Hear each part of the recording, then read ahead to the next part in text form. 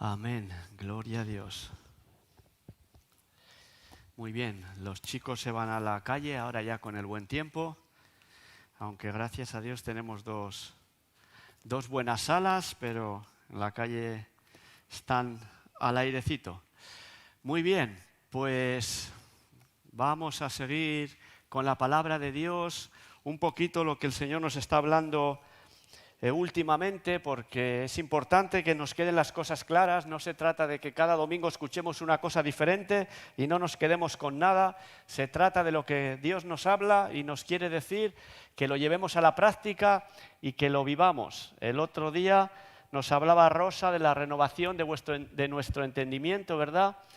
Nos decía que se tienen que quitar velos para que podamos entender y para que podamos comprender las cosas espirituales cada vez más, y que una de las palabras más usadas en la Biblia, sobre todo en el Nuevo Testamento, es conocimiento, entendimiento.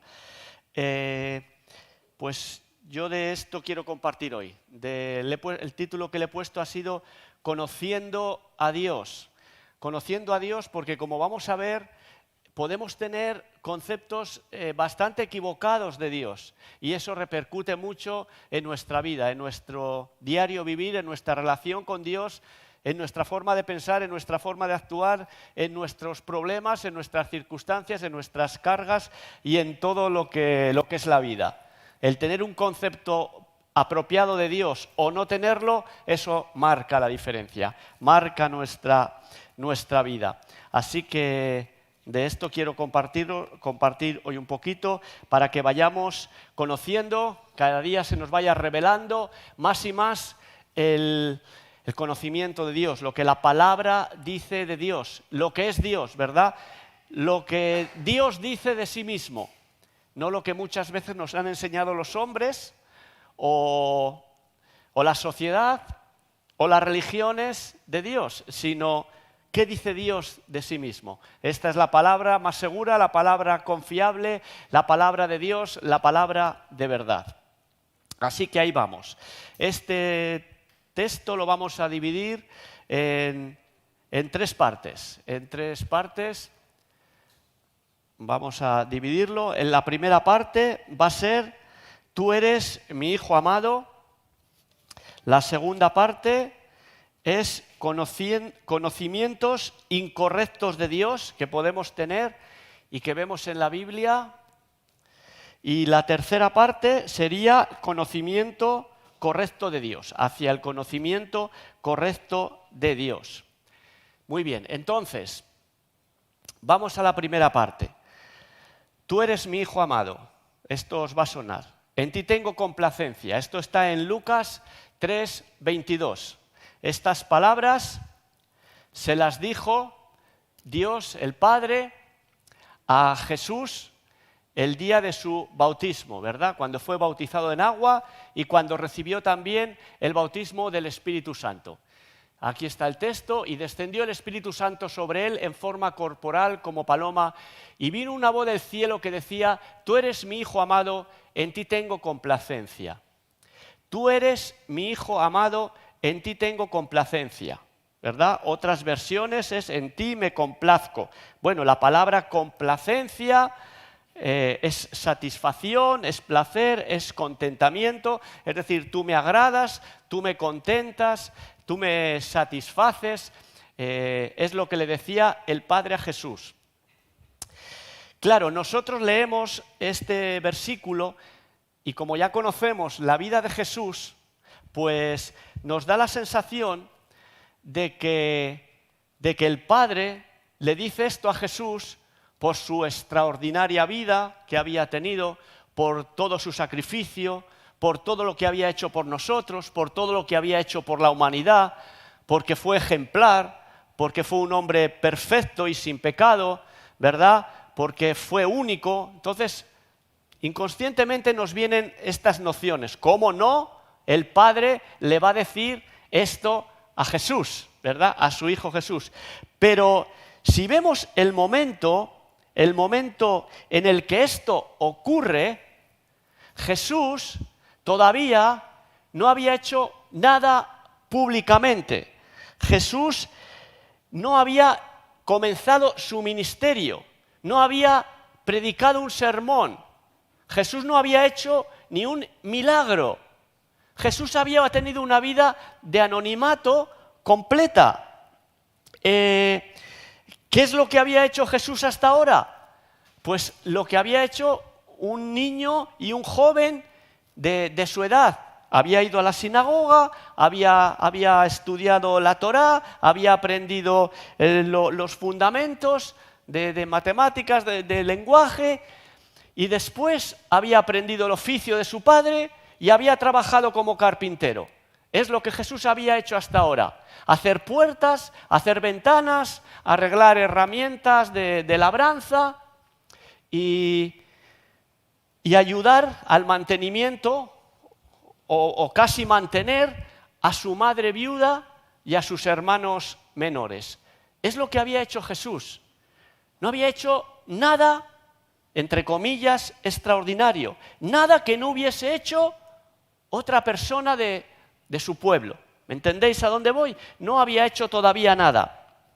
Y en este momento es cuando llega la afirmación, no después de todo su ministerio, no después de toda su obra tan impresionante. No, antes, nada más comenzar, justo cuando es bautizado, el Padre le dice a Jesús: tú eres mi Hijo amado, en ti tengo complacencia.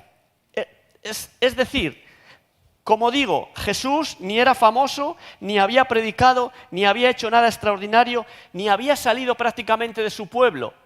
A los 12 años, que fue a Jerusalén a la fiesta, y cuando era un bebé, que le llevaron a Egipto a nacer por lo que había pasado. No había salido de un pueblito pequeño de Nazaret, no había hecho nada extraordinario. Y en ese momento, cuando todavía Jesús era, entre comillas, normal y corriente, llega esta impresionante afirmación. O sea, que esta afirmación del Padre a Jesús no era porque Jesús hubiese hecho algo extraordinario. Entonces, ¿por qué era? No era por lo que Él hubiese hecho, era por quien Él era, por lo que Él era. ¿Y quién era Jesús? Su Hijo. Su Hijo. Su Hijo. Y eso complacía el corazón de un padre, el corazón de su padre. A ver si me pillas a dónde voy. Tú eres su Hijo. Y el Padre a ti te dice: tú eres mi Hijo amado, en ti tengo complacencia. ¿Por qué? Porque eres mi Hijo. Porque me has creído. Porque me estás siguiendo. No por lo que puedas hacer. Te amo porque eres mi Hijo. Te amo por confiar en mí. Te amo por creer en mí. Te amo porque has aceptado a Jesús y has pasado a ser hecho Hijo de Dios. Te amo porque eres mi Hijo y me complazco en ti. Me complazco, me agrado en tu vida, me agrado en tu persona, me agrado en lo que tú eres, porque eres mi Hijo. Aleluya. Gloria al Señor. Aleluya. Tú eres mi Hijo amado. Tú que estás sentado ahí. Tú y yo somos hijos amados de Dios y al Padre le agrada nuestra vida, nuestra fe, nuestra confianza en Él. Aleluya. Bendito sea su nombre. ¿A dónde vamos con esto? ¿A dónde quiero llegar? Quiero llegar a que a veces tenemos ideas muy equivocadas de Dios. De aquí, entre comillas, podríamos haber sacado: no, Dios me va a amar mucho si yo soy perfecto. Dios me va a amar mucho si yo tengo un ministerio significativo. Dios me va a amar mucho si yo doy muchas ofrendas o limosnas. Dios me va a amar mucho si yo hago esto, aquello o lo otro. No, no es por obras, ¿verdad? Es por amor, es porque eres su hijo, por eso te ama. Y vamos a ver ahora, vamos al punto número 2, donde vamos a ver 3 ejemplos bíblicos donde encontramos conceptos equivocados de Dios. Conceptos equivocados de Dios que quizá nosotros también podemos tener, como este de tanto tienes, tanto vales, ¿verdad? Como la filosofía de este mundo, por interés, te quiero Andrés, pero Dios no es así. Dios es amor y Él nos ama porque somos sus hijos. Vamos entonces al punto 2, a ver los conocimientos incorrectos de Dios que encontramos en la Biblia. Bueno, puede haber muchos más, pero vamos a centrarnos en 3 puntos. En la parábola de los talentos, que está en Mateo 25, muy bien, ya para no leerla entera, porque si leemos entonces nos alargamos mucho, ya sabéis que, bueno, aquí el reino de los cielos es semejante a un hombre que se va lejos, ¿verdad? Y llama a sus siervos y le reparte los talentos. A uno le reparte 5, a otro le reparte 3 y a otro le reparte 1. Y luego vuelve y entonces llama a sus siervos y les dice, a ver, bueno, ¿qué tal os ha ido? Y ellos pues entregan lo que han hecho con sus talentos. Muy bien, vamos a leer el último caso, el de Mateo 25, 24, 25, y dice, pero llegando también el que había recibido un talento, dijo, Señor, bueno, un talento nos puede parecer, ay, es que a este le dio muy poco y el pobre se desanimó. Un talento es una fortuna, hermanos. Un talento, ahora mismo, un talento de oro valdría $385,000. O sea, que un talento era una fortuna. No le había dado poca cosa, sino que le había dado una gran fortuna. Pero llegando también el que había recibido un talento, dijo, Señor, te conocía que eres hombre duro, que siegas donde no sembraste y recoges donde no esparciste. Por lo cual tuve miedo y fui y escondí tu talento en la tierra. Aquí tienes lo que es tuyo. Muy bien, ponme otra vez el 24. Fijaos aquí lo que este hombre dice. El que había recibido, Señor, te conocía que eres hombre duro. No dice te conozco, dice te conocía. Me da eso un poco a entender que es como que de oídas había oído que eres un hombre duro. Hermanos, cuando vemos textos en la Biblia que no están claros, ahora ya no sé si es la hermenéutica o bueno, una de las ciencias que estudiamos en la palabra dice que los textos difíciles se aclaran con los textos claros, ¿verdad? Que los textos complicados hay que mirarlos en los textos que están ya manifiestos, en los textos que se entienden claramente. Si yo os pregunto, según la palabra de Dios, ¿Dios es un hombre duro o es un hombre bueno? 1000 veces sale que Dios es bueno, que todo lo hizo bien, que Dios es amor, que Dios es misericordioso, que Dios es compasivo y clemente, que nos ama tanto que entregó a su Hijo, ¿verdad? Entonces, vemos que esta afirmación no es cierta. Pero este hombre de oídas, claro, ¿qué has oído tú de Dios, verdad? ¿Qué nos han enseñado de Dios desde que nacimos? Pues quizá tenemos nociones equivocadas. Te conocía que eres un hombre duro. Te conocía, no te conozco. Porque si le conoce personalmente no dice eso. Te conocía, había oído que eres un hombre duro. Que siegas donde no sembraste y recoges donde no esparciste. Mentira, completamente mentira. Siegas donde no sembraste. Chavalote, que te he dado $385,000. ¿Cómo que quiero recoger donde no he sembrado y donde no he esparcido? Por supuesto que he sembrado y por supuesto que he esparcido. Que mira todo lo que te he dado. Mentira. ¿Entendéis? Conceptos equivocados de Dios. Aquí vemos conceptos equivocados de Dios. Por lo tanto, quiero decir que esto no nos debe de pasar a nosotros. Este siervo creía conocer a su Señor, creía conocer a Dios. Nosotros podemos creer conocer a Dios, pero no conocerle realmente, tener conceptos equivocados de Dios. El siguiente versículo, a ver lo que nos dice. Por lo cual tuve miedo. Claro, cuando no tenemos un concepto adecuado de Dios, tenemos miedo. ¿Qué dice la Biblia? El perfecto amor echa fuera el temor. No, nuestro Dios no es ningún ogro. Nuestro Dios no se complace castigando, como entre comillas también nos han enseñado, ¿verdad? Dios está mirando a ver lo que haces, porque como hagas algo, ¡cataclás! No, ese no es nuestro Dios. Ese es un Dios falso. Ese es un Dios erróneo. Ese es un Dios que quiere el enemigo que pensemos de él así, para que nos asustemos y corramos. ¿Quién quiere acercarse a un Dios así? A un Dios que es un ogro, a un Dios que está esperando para castigarte, para machacarte. No, el miedo no es correcto, ¿verdad? Conociendo al Dios que tenemos. Entonces, por lo cual tuve miedo y fui y escondí tu talento en la tierra, aquí tienes lo que es tuyo. Muy bien, entonces aquí vemos algunos conceptos equivocados de Dios en esta parábola. Por ejemplo, que para este hombre Dios era un Dios duro, implacable y castigador. Conociendo lo que conocemos de la palabra de Dios, es todo lo contrario. Amén. Dios es todo lo contrario. Es bueno, es misericordioso, es generoso, es dador. Nos ha dado lo que más valía, su Hijo Jesucristo, ¿verdad? ¿Cómo no nos dará con Él todas las demás cosas? Gloria al Señor. Nuestro Dios es magnífico. Vamos a ver otra parábola. La parábola del Hijo Pródigo.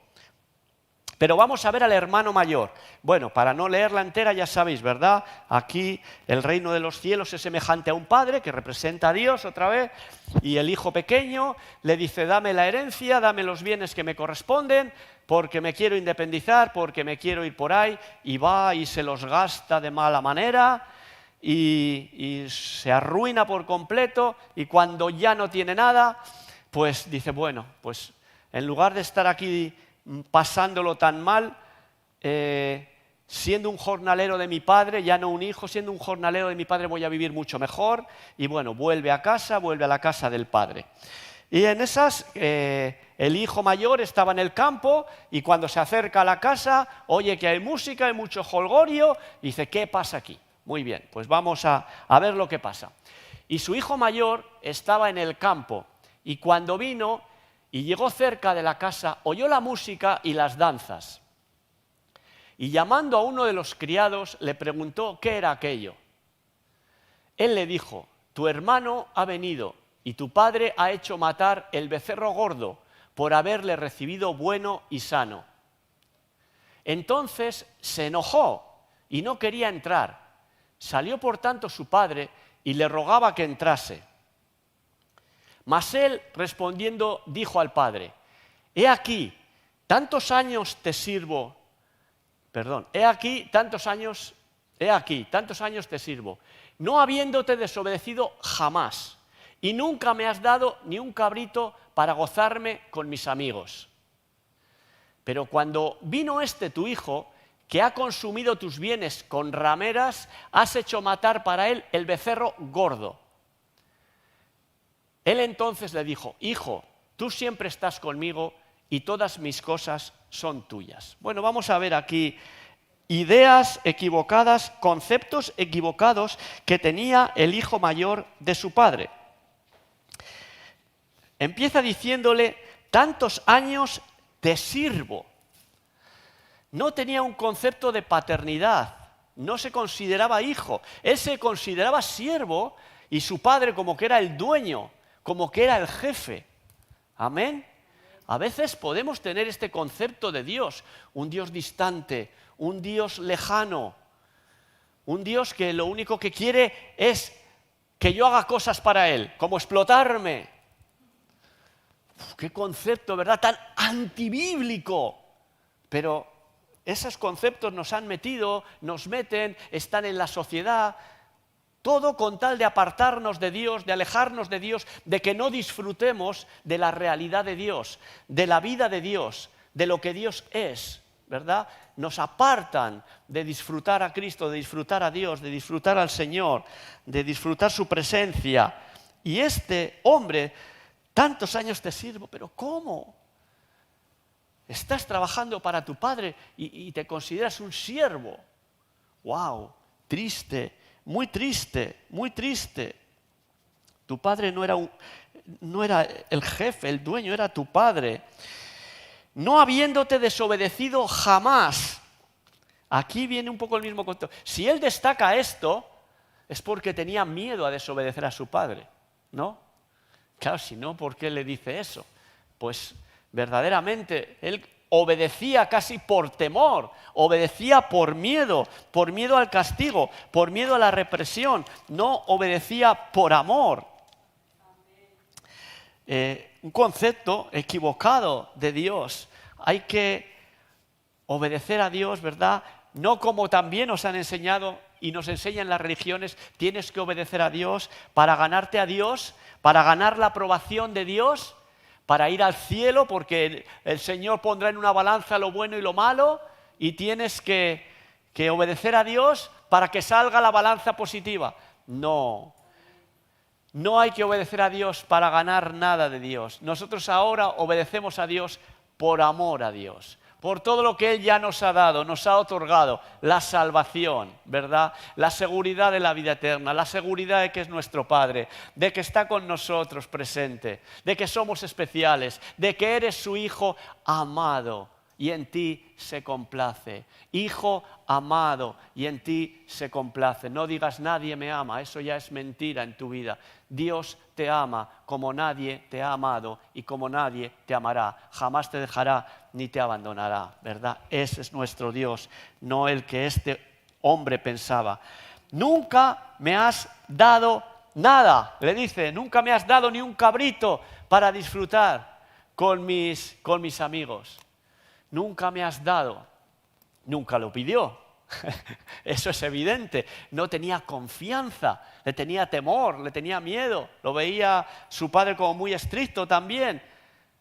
Nunca me has dado, nunca me has pedido, ¿verdad? Qué pena.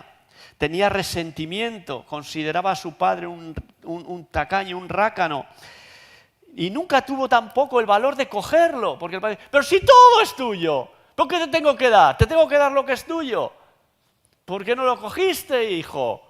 Si todo es tuyo. Disfrutemos lo que Dios nos ha concedido. Hay veces que le pedimos a Dios cosas que ya son nuestras. Conceptos tan equivocados que tenemos de Dios, ¿verdad? Pero disfrútalo, cógelo, tómalo, vive ahí ya, que ya es tuyo, que ya te lo he concedido. Pero como leíamos también domingos atrás aquel versículo, entre tanto que el heredero es niño, aunque es dueño de todo, vive como un esclavo, como si no tuviese nada. ¿Y por qué es niño?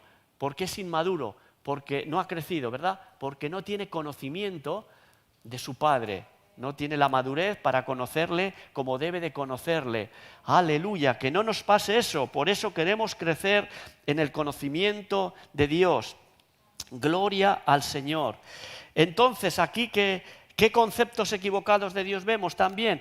Pues que para este hombre, su padre no era un padre, era alguien distante, impersonal, como un jefe. No era alguien cercano, era alguien impersonal. Bueno, pues como un jefe. Bueno, sí, yo soy un obrero y él es un jefe y aquí no hay tu tía. Según lo que hago, así me va a recompensar.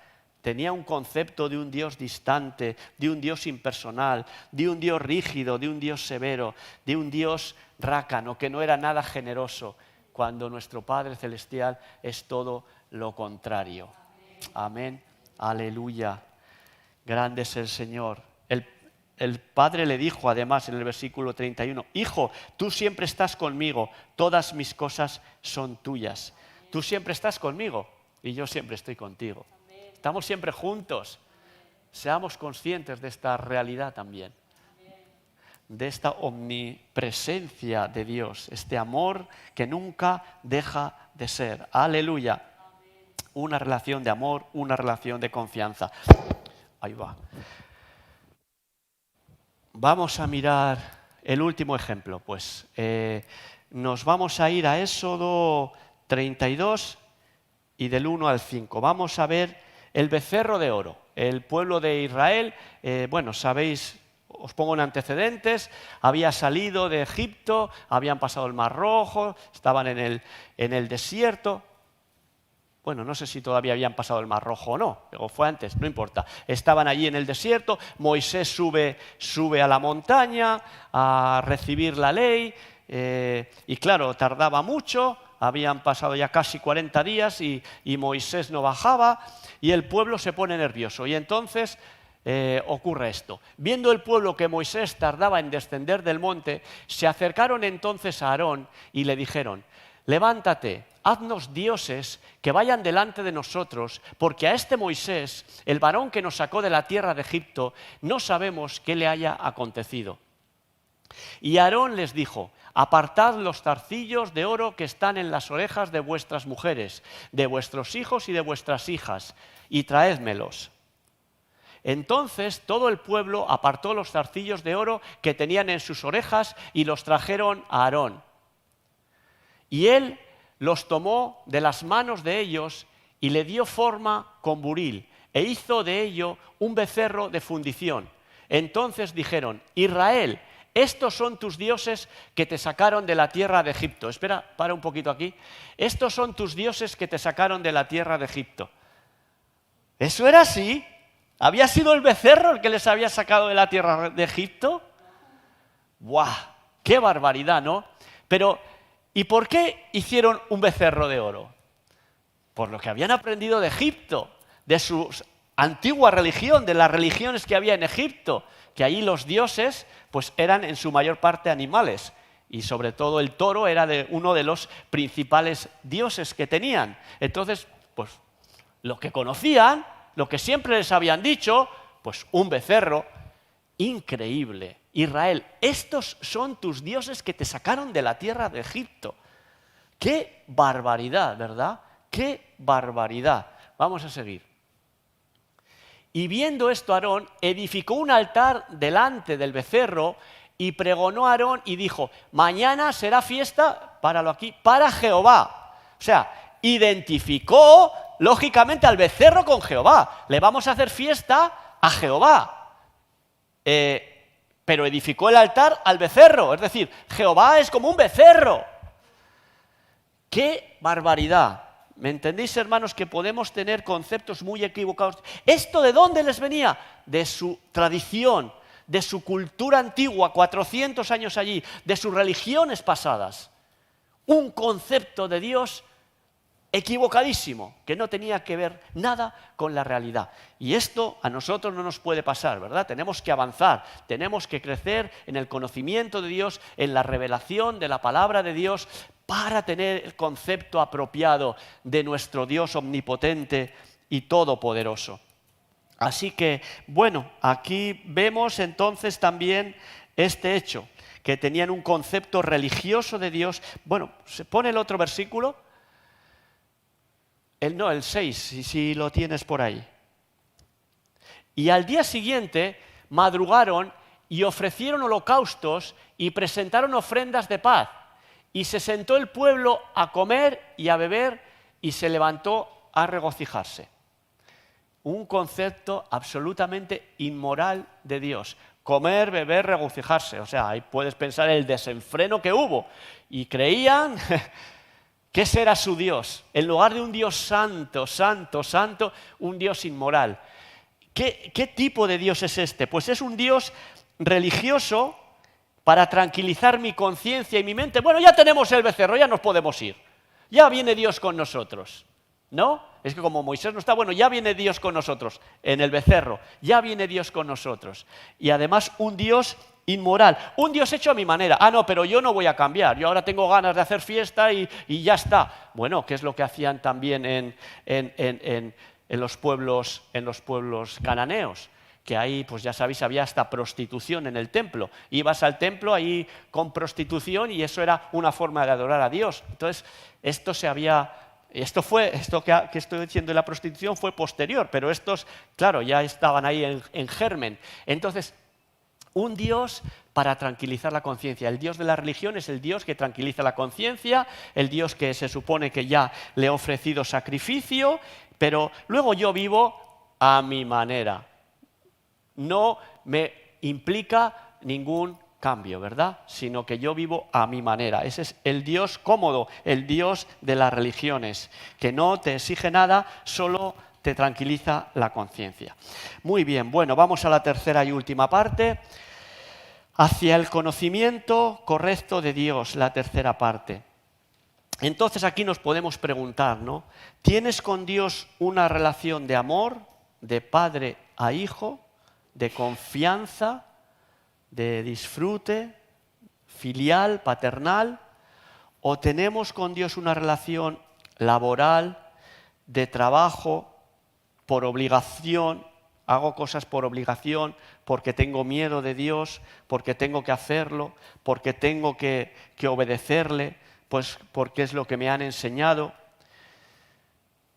Como un jefe y un empleado, tengo la obligación de hacerlo. Lo hacemos por temor, por deber y no por amor. Eso no nos va a producir ninguna satisfacción, nos va a producir más bien frustración. ¿Quién quiere conocer a un Dios así? ¿Quién quiere seguir a un Dios así?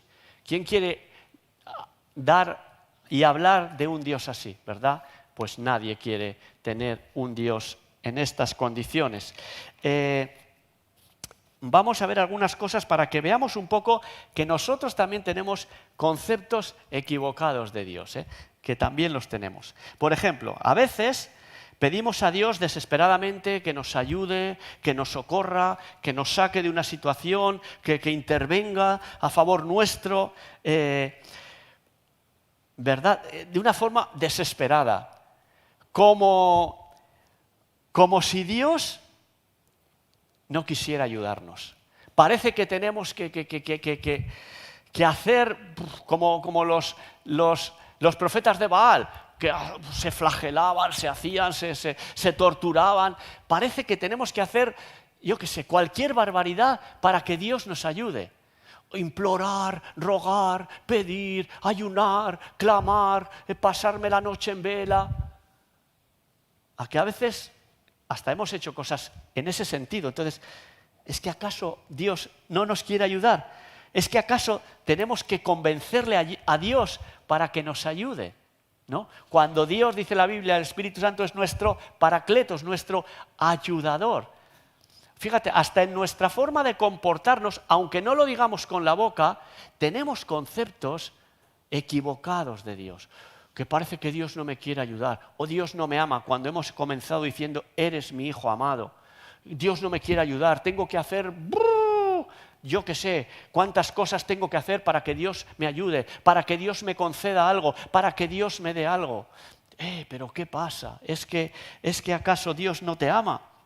Como si Dios no te amase, como si Dios no estuviese ahí. Aleluya. Sin embargo, bueno, en lugar de esto, de pedir desesperadamente y con ansiedad y con carga y con temor y con frustración y un día y otro día y otro día, en lugar de eso, ¿no? La actitud que deberíamos de tener, la actitud correcta y de fe, porque sin fe, ya sabéis, dice la Biblia, es imposible agradar a Dios. La actitud de fe que deberíamos de tener es una actitud de confianza y de conocimiento apropiado en nuestro Dios. Esta actitud de confianza y de conocimiento apropiado en nuestro Dios sería: gracias, Señor, porque me estás ayudando, porque sé que estás aquí conmigo en esto. Amén, pero absolutamente. Nunca te dejaré ni te abandonaré. Estaré contigo todos los días de tu vida. Vendré a vosotros, estaré con vosotros, Paracletos, el Espíritu Santo. Aleluya. En lugar de, Señor, ayúdame, ayúdame, ayúdame, ayúdame, ayúdame, ayúdame, y me desespero y me cargo a mí mismo y me frustro a mí mismo y me quito la fe a mí mismo porque Dios no me quiere ayudar, porque Dios no me ayuda, porque mira lo que estoy... En lugar de decir, Señor, gracias porque ya estás conmigo, ya me estás ayudando. A ti esto no se te escapa, pero si ni un pelo de tu cabeza cae sin que Dios lo permita, ¿cómo se le va a escapar otra situación? ¿Verdad? De vivir en desesperación, clamando, rogando y pidiendo, a vivir en confianza y en paz, en serenidad y en tranquilidad. Señor, sé que tú me estás viendo, que estás viendo esta situación y que conoces lo que estoy sintiendo, lo que estoy pensando y lo que estoy pasando. Confío en ti, Señor. Gracias porque no se te escapa. Y a los que te amamos, todas las cosas nos ayudan a bien. Amén. Esas actitudes, ¿verdad? Pero inconscientemente tenemos las otras. ¿Por qué? Porque hemos mamado conceptos muy raros de Dios, muy equivocados de Dios. Otro ejemplo podríamos decir, Señor, mira lo que me está pasando. Bueno, es similar, porque ya los he mezclado los dos. Bueno, entonces no lo vamos a mencionar porque los he mezclado. Entonces, que sepas que el Señor sabe todo, que el Señor controla todo, que el Señor está ahí. Jesús en el Gólgota, ¿acaso estaba solo? ¿Acaso el Padre no estaba con Jesús en el Gólgota, en la cruz? ¿O en Getsemaní? ¿No estaba? Claro que estaba, ¿verdad? Aunque aparentemente no lo vemos. Lógicamente no lo vemos con los ojos naturales porque hay que verlo con los ojos de la fe, como compartía Rosa, porque las cosas espirituales se han de discernir espiritualmente, de espíritu a espíritu. No se pueden discernir con los sentimientos, ¿verdad? Con el olfato, con el oído, con la vista, con el gusto, con el tacto. Esa es la información que recibe el cuerpo natural, el cuerpo carnal, pero la vida espiritual se recibe a través del Espíritu. Muy bien, para ir terminando, voy a leer esto que lo tengo así. Debemos de orar, por lo tanto, con fe, entendiendo y creyendo, como nos enseña la palabra, que Dios es bueno y que está totalmente a nuestro favor. Dios está a tu favor. Eres mi hijo amado, en ti tengo complacencia. En lugar de orar de una manera que expresa dudas sobre sus buenas intenciones para con nosotros, ¿verdad? Cuando nos ponemos ahí a clamar y a clamar, estamos dudando que no, que tengo que convencer a Dios de que me tiene que ayudar, que tengo que convencer a Dios de que me tiene que dar esto, que le tengo que convencer que Él no lo sabe, que es lo mejor para mí, o es que Él no se ha enterado, Señor, que estoy aquí, que yo también existo. Y todo eso expresa dudas sobre las buenas intenciones de Dios para con nosotros, expresa dudas sobre su amor hacia nosotros, sobre su omnisciencia, sobre su omnipresencia, sobre su bondad, sobre su misericordia, sobre su gracia, sobre su especial tesoro que somos para Él. Expresa dudas, ¿verdad? Muchas veces nuestras propias oraciones son oraciones que expresan dudas e incredulidad en lugar de fe y confianza, por conceptos que hemos tenido equivocados. Hay un ejemplo que no lo vamos a leer porque ya se nos ha ido el tiempo, en Mateo, que un leproso le dijo a Jesús, Jesús bajaba de la montaña y se le acercó un leproso y le dijo, Jesús, Señor, si quieres puedes limpiarme. ¿Qué le respondió Jesús? Quiero, claro que quiero, sí quiero, sé limpio. Aleluya, y contigo quiere. No darte lo malo, darte lo bueno. No darte lo que no te conviene, darte lo que te conviene. No darle lo que a tu carne le conviene, pero a tu vida espiritual le va a ser perjudicial. Quiere darte lo bueno, lo mejor, ¿verdad? Lo que te va a hacer bien. Aleluya. Vale, entonces no debemos de dudar nunca del amor de Dios. Y en lugar de dudar, por ejemplo, del amor de Dios y preguntarle, Señor, ¿me amas? Dile, Padre, muéstrame cuánto me amas porque no lo estoy viendo. Aleluya. Pero no le preguntes si me amas, estás dudando de Dios. Eres antibíblico porque Dios dice que Dios te ama. Eres mi hijo amado. Entonces, no le preguntes eso.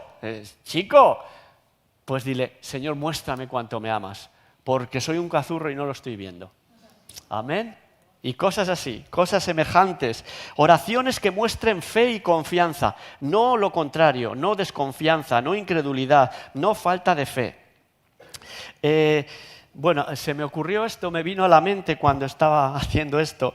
En mi vida, cuando yo me convertí, bueno, yo tuve una conversión genuina, por lo que os voy a decir, que igual pues tú no te convertiste del todo. Sí, yo me convertí bien, tuve una conversión genuina, una conversión radical, un cambio en mi vida, un nuevo nacimiento, un encuentro con Dios, que tanto estaba orando Rosa por él y Marimar, para que tuviese un encuentro con Dios, me acuerdo mucho, y lo tuve. Un encuentro con Dios, luego me bauticé en aguas, en el Espíritu Santo, pero yo me acuerdo que decía los primeros años, que ahora me hace gracia, y me lo decían, pero no me percataba hasta cierto punto. Yo, cuando iba a hacer el devocional, ya sabéis que ir a hacer el devocional es ir a orar y a leer la Biblia, a pasar un rato a solas con Dios, yo le decía a mis amigos y a mi hermana, que eran incrédulos, ¿no? Voy a buscar a Dios.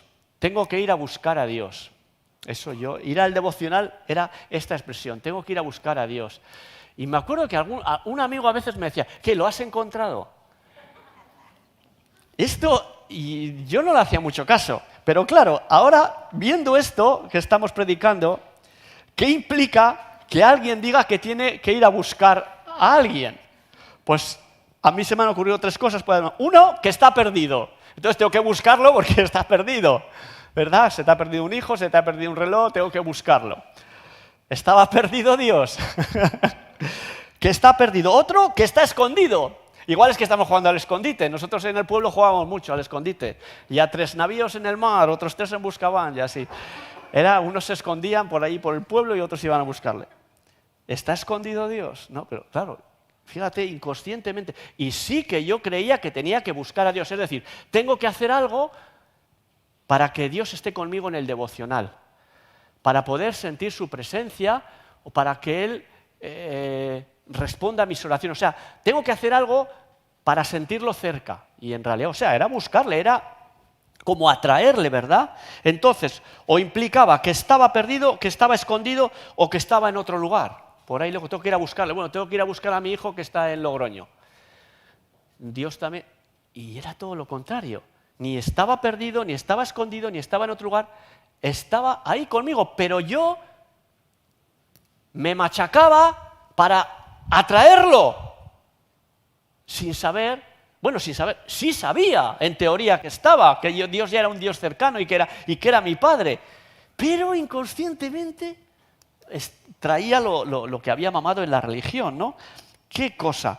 En lugar de disfrutarlo a Él, desde el primer momento yo me ponía a luchar y a conseguirlo y a buscarlo. ¿Qué cosa? Parece mentira. Y eso ya, te digo, después de una conversión y después de los primeros años de una conversión genuina, pero conceptos equivocados de Dios todavía rulaban por mi mente. Madre mía, cómo se va el tiempo. Vale, hermanos, entonces terminamos.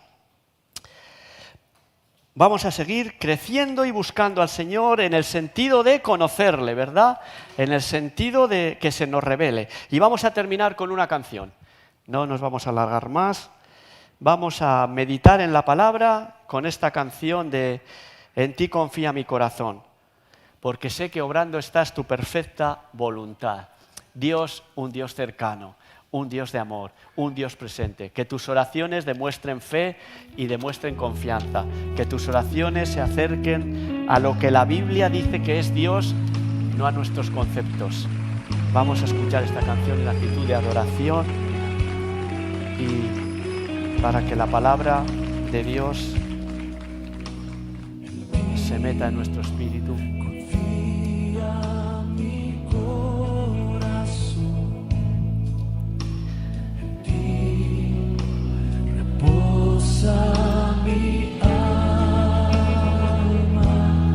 mi ser descansa en ti, puedo ser feliz,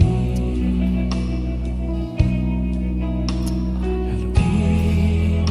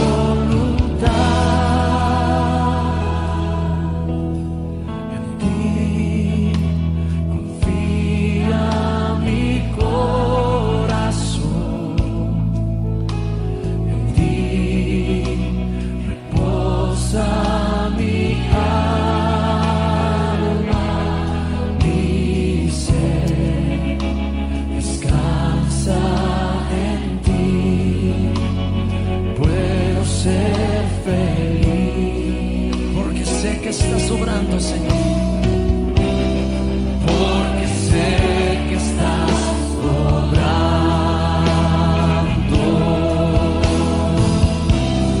tu perfecta voluntad.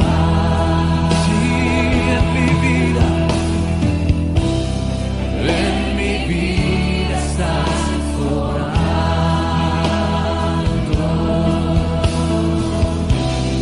tu perfecta voluntad. Oh, porque sé que estás obrando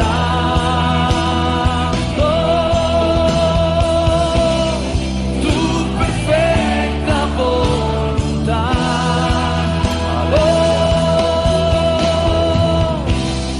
En mi vida estás obrando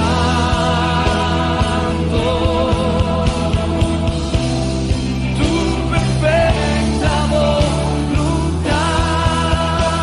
Sí, Dios, porque sé que estás obrando.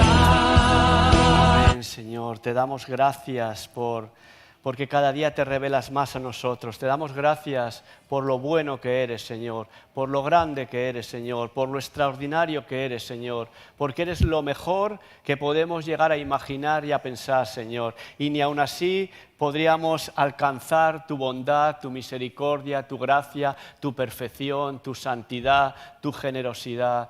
Gracias, Padre. Te pedimos que te reveles cada vez más, Señor, que vayamos creciendo en tu conocimiento, Señor, que nuestros ojos espirituales cada día se abran más y más, Señor, a la revelación de tu palabra, para que entendamos cómo eres, para que te conozcamos de una forma personal, de una forma experiencial, experimental, Señor, que vivamos en el Dios que tenemos, no en el Dios de las religiones, no en un Dios equivocado, no en un Dios que nos han enseñado incorrectamente, que cada día podamos conocerte y vivirte más, tal cual eres y tal como eres, Padre. Te damos toda gloria, toda honra y todo honor por lo que tú nos estás hablando, por lo que tú estás haciendo, Señor, porque nos estás llevando a más y a más en ti. Para honra y gloria de tu nombre, Señor, lo haces para bendición de nuestras vidas y para bendición de los que nos rodean. Te damos gracias, Padre, en el nombre de Jesús. Amén y amén. Amén, hermanos, que el Señor os bendiga. Seguimos con las reuniones, con los grupos de discipulado, con la oración de los miércoles y con todo nos despedimos de los hermanos de YouTube. El Señor os bendiga, podéis empezar a asistir a la iglesia, hermanos de YouTube, no tengáis miedo, ya estamos muchos vacunados y hay sitio.